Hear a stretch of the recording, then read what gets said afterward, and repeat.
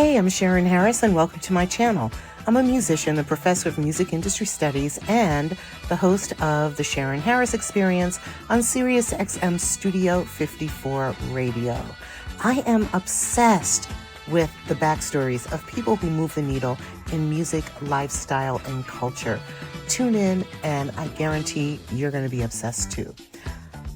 Let's get into it. Oh, and before we do, make sure you're following me on socials and subscribing to my channel.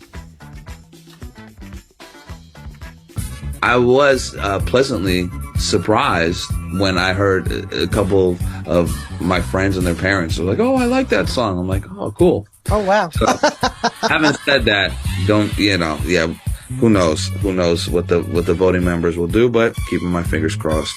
Right. So you have the work with Victoria Monet. H.E.R, you got an Emmy. Is that correct? That is correct. Yes. Wow.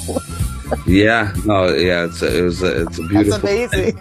Yeah, I know. It's funny because I didn't know for 2 months because it was like, every category has its intricacies and stuff like that. So, I knew the song or the movie or something about it. I knew won an Emmy, but I had no idea. And then just one day I see one of my co-writers post his Emmy and I'm like, what? And I call him. I was like, hey, wait, what happened? He's like, yeah, we won. They didn't send you one?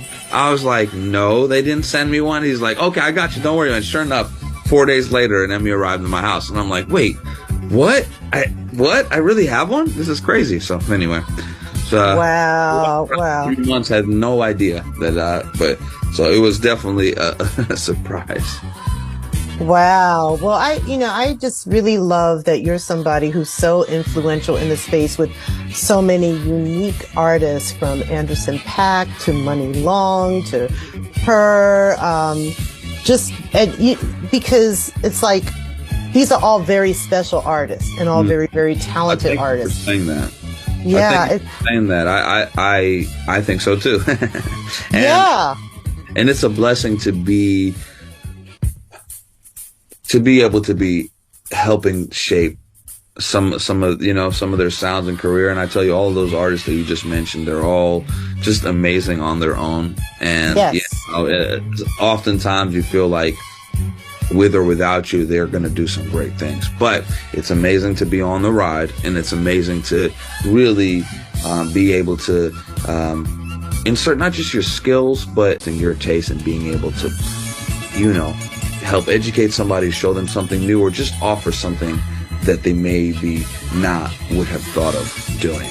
And all those artists you mentioned, I'm really thankful that they keep allowing me to come by and share some creative with them.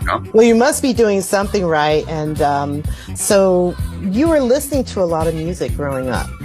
Yes. Obviously. Yeah.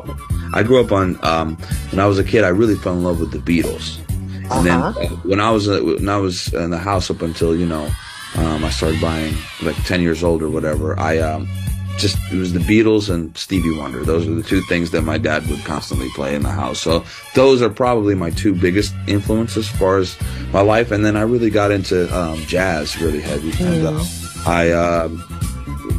there's so many amazing jazz musicians, honestly, too many to name right now. But I grew up in New Haven, Connecticut, playing with some legends.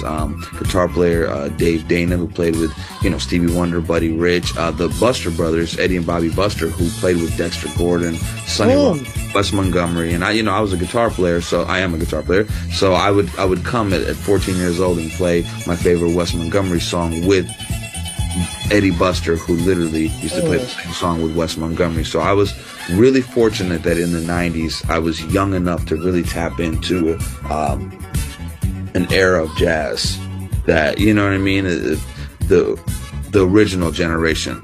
Yeah, that's so rare.